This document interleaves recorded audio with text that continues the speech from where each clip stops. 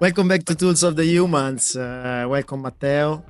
Today, thanks to you, to your consistency, we have a great host. After talking with you about slow finance and talking with Professor Zaracco, the Dean of Politecnico, talking about technology and philosophy. Today we do a situation update. We have a situation update with Jim Cook. So looking forward to hear. Hi, Tom. Yes, we are going to have this meeting with Jim. It's honor has because he love a lot the podcast we have done together with him. And after, as you say, Tom, my episodes and the episode with Saracco, we're asking Jim what thinks about these contents and what Bill Campbell would say could add to our think. So before to go forward to next episodes and new guests, we would like to come back to Jim and have a meeting, have a dialogue with him to go in deeper with his experience in coaching Silicon Valley culture and with the ecosystem of venture capital, startups, and just have a confrontation and maybe talk even of a new project which we will develop together. We will just say the name with Tom in these episodes. We will call it Monte Carlo Coaching Club. Welcome back, Jim Cook. Tools of the Humans, episode situation update with Jim Cook. You can listen to the podcast on Apple Podcast, Spotify, or wherever you get your podcast. I am TC. My name is Matteo Basei Fantolino. This is Tools of the Humans.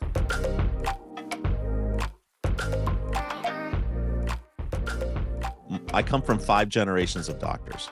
My dad just passed away, and I just went up to his house, and there was the doctor bag from the Civil War, the American Civil War, of my great grandfather who is in the Civil War, and all the tools they used back then. But I remember my grandfather telling me this. My grandfather was born in 1900. My dad was born in 1940. I remember my dad telling me this. So this is true. He's both of them, and I think my grandfather instilled it in my dad instilled it in me, and it's my job to pass it on, is how doctors get trained.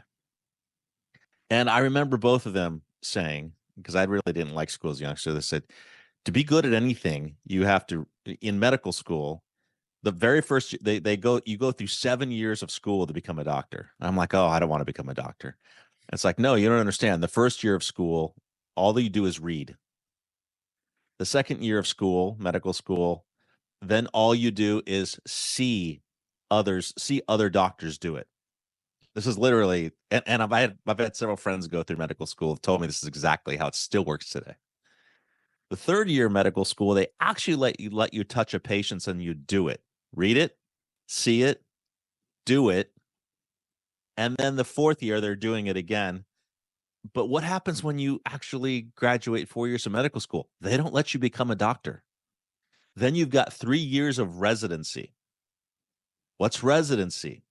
Residency is picking your expertise and doing what? Teaching other doctors how to do what you do. And until you do reading, seeing, doing, and teaching, you don't become a master of anything. Because in order to teach something, you have to actually understand it. Not just have read about it in a book, not just gotten a degree, but to coach somebody, let's change that. To coach somebody, you have to actually understand what you're doing. So that I find that fascinating, right? This concept of mastery of anything. And Tom, I'm sure this resonates with you with your fighter pilot training. Like, you're now coaching others, and I'll bet you're becoming a better pilot through your years. Definitely. Right. Yeah, I bet you never thought I would become a better pilot at my age coaching others.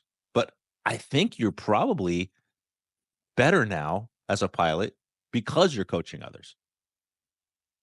Isn't that interesting? And the scene is crucial, obviously, because in a very technical activity like this one, the scene is a database of experiences, so you can relate. obviously studying, everybody does the studying until you become military pilot, you continue studying, but that it's the first part, it's for everybody the same. But then the scene and being exposed to different type of people, to situations and everything, this is the crucial part, to build this huge database. And then, as you said, obviously if you want to become a coach, you need to be willing, to teach and to share and then learn from the others, and never say, yeah, like you were wrong. Even if, sometimes you want to create this authority position where you say, oh, you were wrong, even though you knew that it was right. So you need to reflect on yourself, because also this one is for me an added value. In the moment that I become humble, like I assume that you were making a mistake, but then I realized, ooh, there was not a mistake. We're right. Now this humbleness is a superpower. Is a superpower, because then people, they look at you now a human. Like you go in the air, you do a fancy maneuver, and then the guy is looking at you. Oh wow, this was beautiful. How did you do that? Well, I mean, like 30 years I've been doing this, so my skills, my handling is good. But then when you do a mistake, and they sometimes they point it out, like in an assertive way, or they just raise their hand. They're not, especially when they're not experienced, they are scared to show you, okay, you were wrong. No, they would Well, never say that. yeah, well, this is what Bill Campbell would talk about this all the time as well. One of his things was you have to be a curious learner. One of it, he would lead with all these values, integrity without compromise. It's the people. Um, 1 out of 15, 15. Well, he had all these sayings, but being a curious learner means you have to be innovative and seeking out the best and making a difference. That was another one of his. Seek the best and make the difference. What it means is that even though you think you know, because you've aspired to become really good at your craft and coach, if you don't give space for even your own self to learn, for the younger generation to do something quite different, guess what? We would never have evolved as a human race. If we always did the same thing the right way, led by the same people who achieved authority and didn't let innovation come in, and weren't humble enough to say, wow, that's a different way of doing it. You're right. I'm like, the master starts learning from the student. Right. I hate to bring it up, but Thomas, you remind me of Top Gun. I mean, I'm sure you use this analogy all the time, but that scene in Top Gun where the instructor is evaluating everyone's maneuvers, and Tom Cruise is doing this really, maneuver that no one's like, you're crazy, dude. That was never going to work. And she says, I remember her saying, that was that don't ever do that again. But in this case, it was brilliant. It worked. It was the only move that would have worked in this case. Yes. Right. And no other fighter pilot would have used that move, this crazy move. Right. So it's that type of thing that you have to both teach and coach, but also leave room for innovation. And that means being humble as a coach. That means both the coach and the student are learning from each other. Ideally, the student becomes better than the coach. Isn't that the old a culture of master teacher is you become the master when you become better than the master. I mean, that's what we want. Being told how to do something is not learning anything. Yeah. You don't want to stop at you. You're creating a legacy. If it is not in your family, because this skill is not in your family, you're not teaching your kids. You're gonna teach other things. But if you're teaching in your line of business, then you're creating a legacy. I think right. Also a great aspect that I've been reading a little bit, and Simon Sinek is bringing these aspects all the time. Trust. When you're teaching the young people, you need to be trusted. You want them to trust you. So being humble is just serving the trust on a silver plate, on a golden plate. It's not just being humble. And this is what Bill Campbell had in spades. It's about being real and what they call authentic. It's just, I put my pants on one leg at a time. I'm just like you. I'm not any better than you. I may know more than you. I may have experienced more than you, but I'm not better than you. And this is the difference why people make you a leader, because then they want to learn from you. If you think about everyone in their life, I ask this question all the time for people, and I hear it all the time in the media, but did you like I believe everyone had at least one good teacher when they were in school. Most teachers, many teachers are bad. They would say, well, this teacher's bad, but I had this one great teacher. What was it about that one great teacher that was so different and so memorable that makes people go back to their third grade teacher and just tell them they made a difference, or their sixth grade teacher and tell them they made it? There was something about that relationship that if we could bottle up and put in a can, right? I think that's the goal. Spray, in a can, spray. Okay, let me spray knowledge. I like it. Well, it could be a leitmotif in the Monte Carlo Coaching Club. We sell cans of knowledge. Matteo, yes, sir. That's bring me. I agree with all you say, and that would be a better word in which everybody, if everybody could be committed to study, learn, and arrive to master the topic or the work they are doing in order to coach somebody else to do that. So being part of this process of legacy and of transmission and innovate, that is amazing. But that's also brings the needs of doing things you love.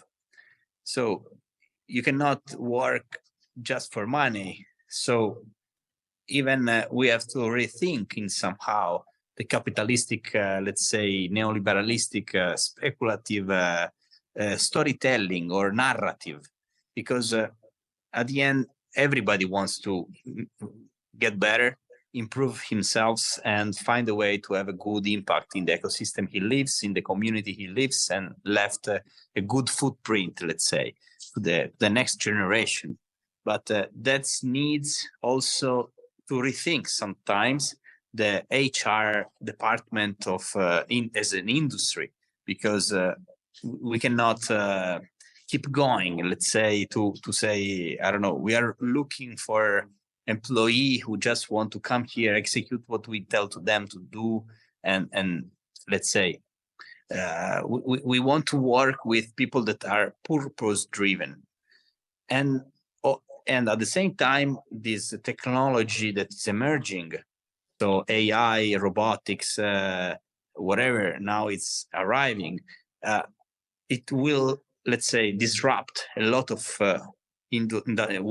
workers, and that will bring also, let's say, depression, stress, and the feel to be in danger, some social dangers. So for sure, work in the inner world of everybody, of ourselves. So the coach could also help a lot on that, because the coach doesn't have the answer, as you told us more than once, but help you to find the right question. So to elicitate your own answer, your own purpose, your own values, and coordinate your mission with the mission of others. So bring us together. I think we are 100% on the same page when I say that. Well, if you want to, let's just bring this all together, Matteo, because you're 100% right.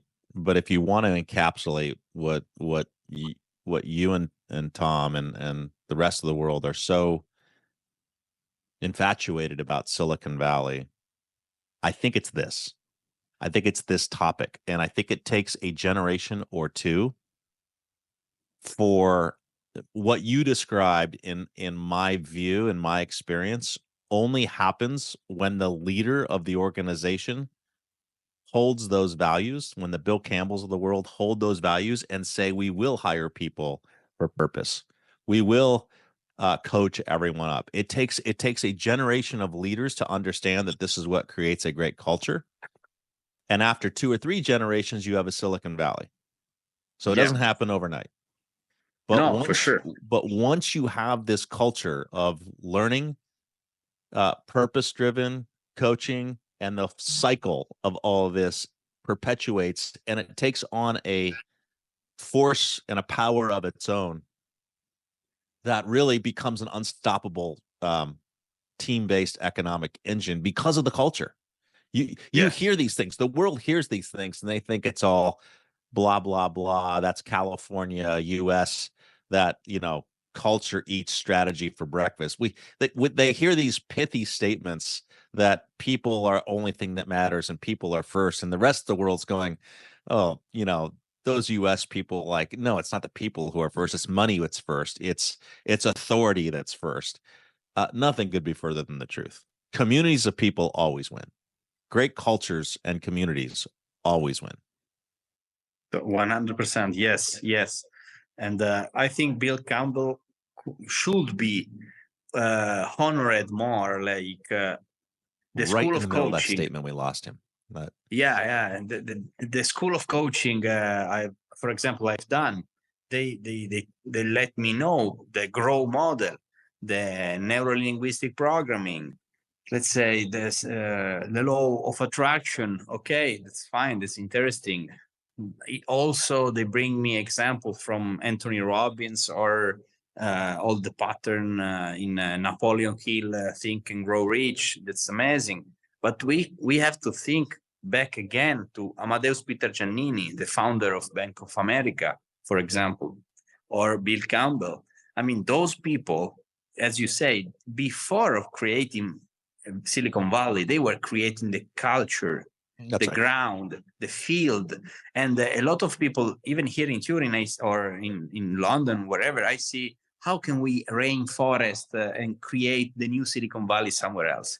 Well, start back from the coaching approach, because if you don't have this, the coaching approach, you will never add just money with the venture capital and then get out with the startups. It doesn't work. Risk. The culture is risk capital. And Tomas, this is what you're talking about. It's the willingness to be wrong. It's the willingness that only 3 out of 10 of the companies that I invest in are going to get it right, and the other 7 are probably barely going to get their money back or fail. No one else would go into a culture, go into a system and say only 3 out of 10, but those 3 are going to be Google, Apple, Facebook. We're going to make a difference, and those are going to outweigh the 7 failures. So it's this culture of learning by failing. It's very strange, actually. That's why it really doesn't. Failure is such a, we can't fail, so we won't fail. We won't take many risks. We'll go slower. And Silicon Valley's like, no, we're just going to go as fast as we can, try as much as we can, fail as fast as we can, and learn. And that's okay. And that doesn't exist in the rest of the world. No.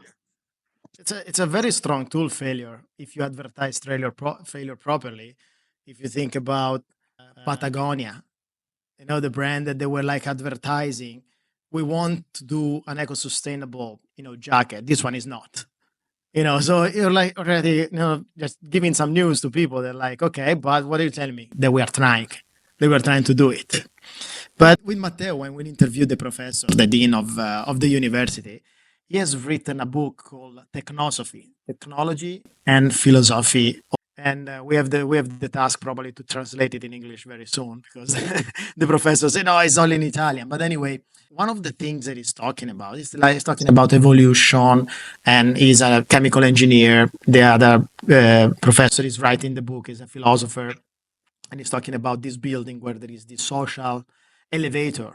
Okay. And then one of the things that he's talking about is capital. And right away you're thinking about, capital, poor and rich, the guy has money. No. He's talking about capital, like human capital, which is, as not as a pilot, but as a business developer, what I'm looking for. We have, a few projects lined up with Matteo regarding human capital, like having people that were doing different line of business, and now they get into a different line of business. They can have something, they have a capital to use. Why? Because they've been experienced for the last 20 years doing something that exposed them, to dangerous situations, or to military discipline, or many people. Also being exposed to many people, that's also capital. When I went through the academy, we were like 600 of us. My friends were going to the university, but they were not like, hand in hand with 600 people. They were meeting them at the university. So different experiences that you can use in different line of businesses. And I'm changing my mind. Sometimes I say, oh yeah, as a fighter pilot with experience, I should be doing, kind of a leader in a company as a CEO because I know everything about it. Maybe it's not what they need. They need different kind of leadership. So going back to Bill Campbell, try to get the best of people. Try to get this is really a leitmotif after 30 years you're working. Now you don't do it for you anymore. Like if you do it for the career, I don't know if you're not gonna get too much benefit. It's temporary. Well, there you go, Yeah. gentlemen. I did once a mentoring for this kid from not from my town, a close town, and his father went to see my father. My kid wants to do a pilot, wants to become a pilot. And so, okay, let's have a call with him. Then what do you want to do? I want to be a pilot. Yes. Which one? Okay. Helicopter, transport, fighter pilot. No, liner pilot. I was like, okay, yeah, okay. I can help you with that because I know what is the environment, but you're sure because it's different. Yeah, I want to travel. I want to be okay, good. So let's meet up. And I gave him a little bit of perspective on how the fighter pilot life is. You're never home. You're exposed. You do what you have to do. You have to study a lot, and then you have this ego going on with the others. So it's competitive. He calls me after 1 week. Now I want to be a fighter pilot. Now he's on JSF on training in the US, and I help him out because I told him things that I didn't know when I did it because there was no culture of coaching people entering the Air Force. There was nothing. You would go online when there was online, get all the requirements, physical and knowledge, and that was it. And you would show up like I showed up by train, going to Naples for the first time to do an exam. I was lost. Like I was taking trains, they were not getting me home, and then and the guy on the train will give me fines and everything. So, nowadays with the globalization and medias, it's much more easier not to get lost. I can see my daughter flying from A to B, and I can follow her, no big deal. But you get there and you have the exams to do. What do you do? Like the first time you are in a room with 100 people, what do you do? What is gonna be your reaction? And I can say, you can expect this, you can expect this. And if you give like a certain number of options there, at least it's prepared. It's reducing the variable. It's controlling what it can control, which is a leitmotif I use a lot in Ironman coaching. Sometimes I say, okay, you have 6 hours bike ride, 2 3 hours, change one tire, and then continue with the 3 hours. Yeah, but I don't know. Yes, you need to know because during the race day you might have a flat tire. You need to know how to change a tire. What do you expect? Somebody's gonna come and help you? No, it doesn't work like this. Your race is not finished. Okay, and we change the tire.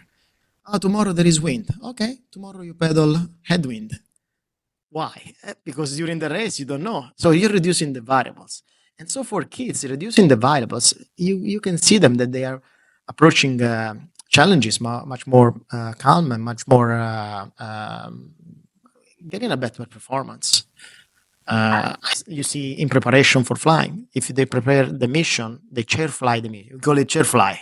It's kind of a visualization of the maneuvers, like pushing buttons and everything. So you see these idiots on the chair like this, but it works. It works because it's a practical visualization. It's not like a long-term visualization. That one as well sometimes can lead into, you don't see the result arriving. So your long-term visualization can lead to depression at some points. You don't, if you're not reaching the success, but short-term, practical, very successful, but they don't know if you don't teach them this kind of technique.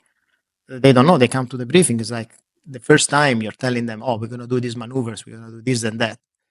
So what I just heard you described is what I believe.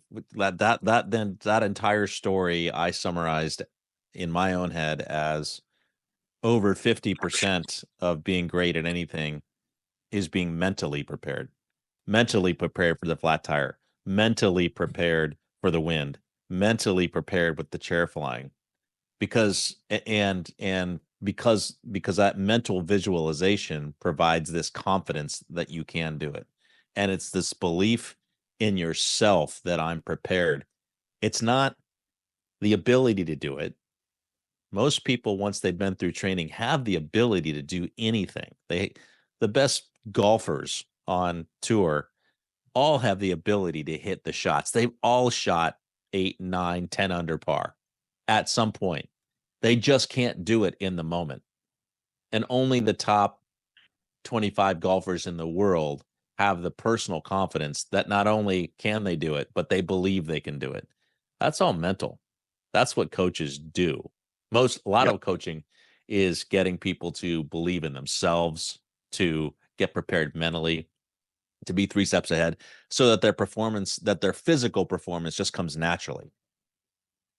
So they get out of their own way physically. They let their mind, settle, and they can just perform.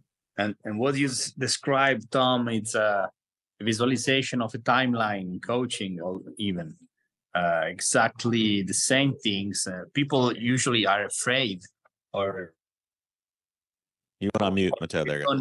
They don't know how to visualize and prepare the future. And so, as you say, be prepared to the uncertain, but at the same time, be ready to recognize the serendipity.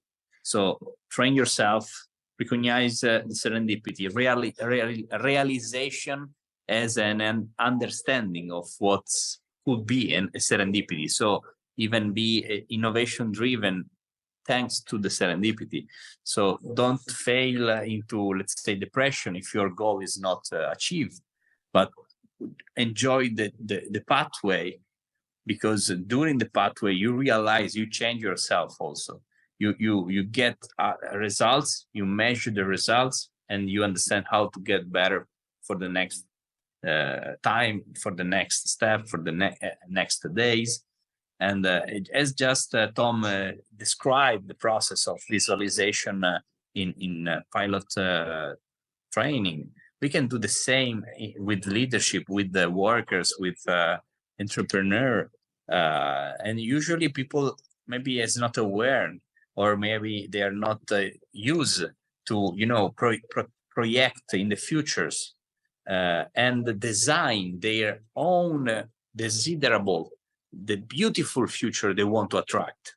They just arrive to the future without any preparation of the future, and just let's see how it goes, if good or bad. No, there is this with the approach of coaching, we should let's say acknowledge and help each other to be always prepared to face the futures, because yes, and this whole concept of failure in Silicon Valley and being willing to fail comes into coaching too. Because when you go into coaching, it's not everything that a great coach says is going to be right or going to be 100% perfect. And in fact, the best coaches should only be 80 or 85% right, to allow for the student to, make them better.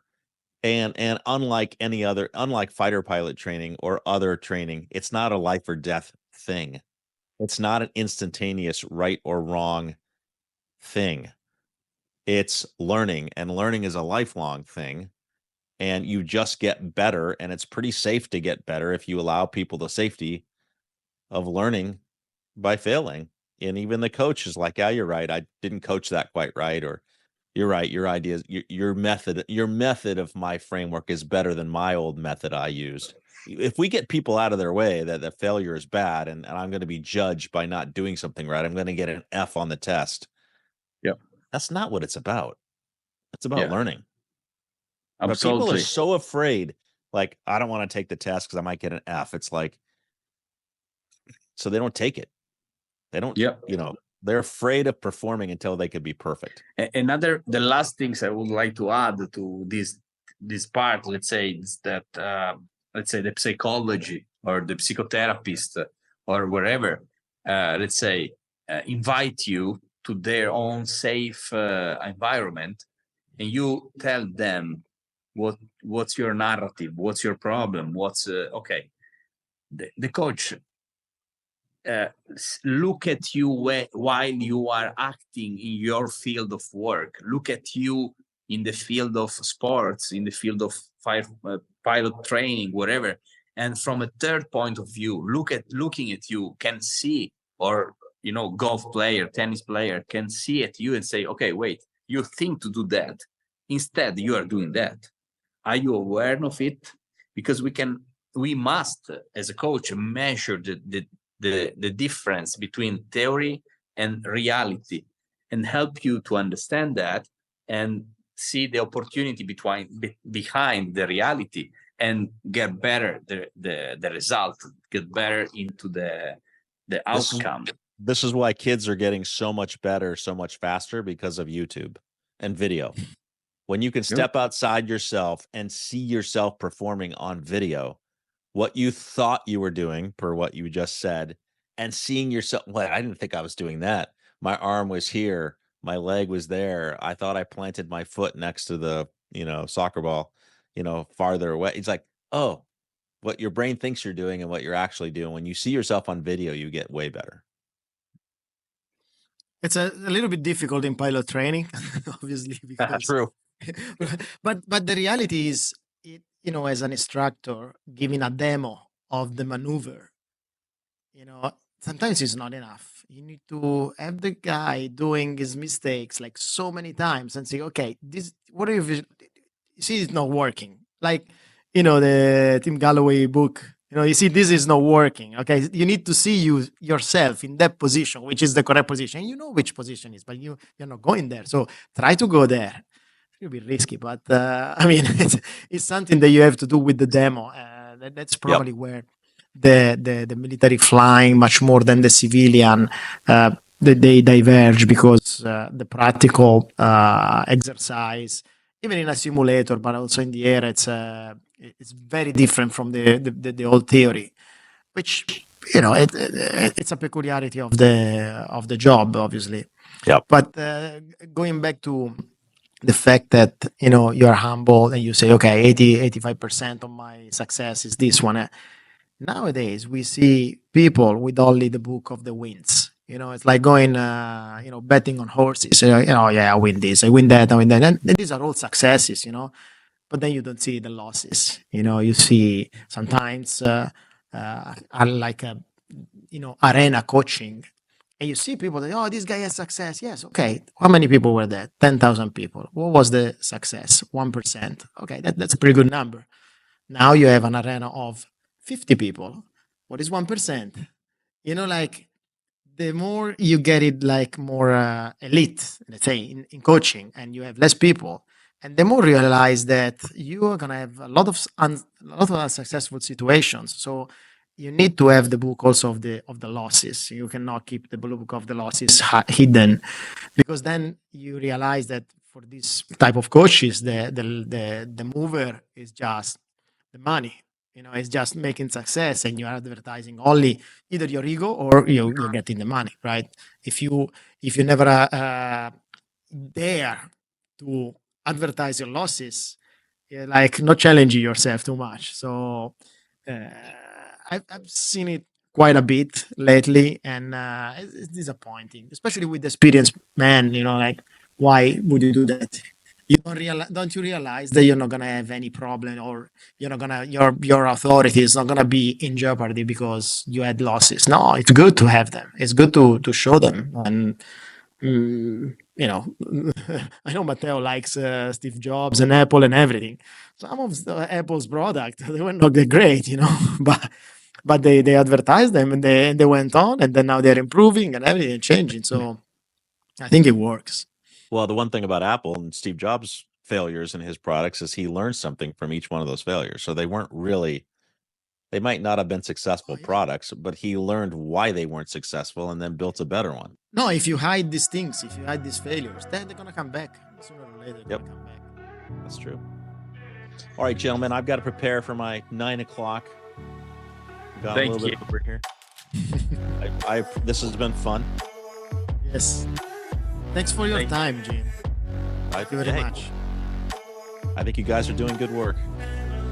Thank you. See you soon. Thank you. And let's meet in Monte Carlo as soon as possible. Yes. I would love that. That would be great. Amazing. See you soon. Okay.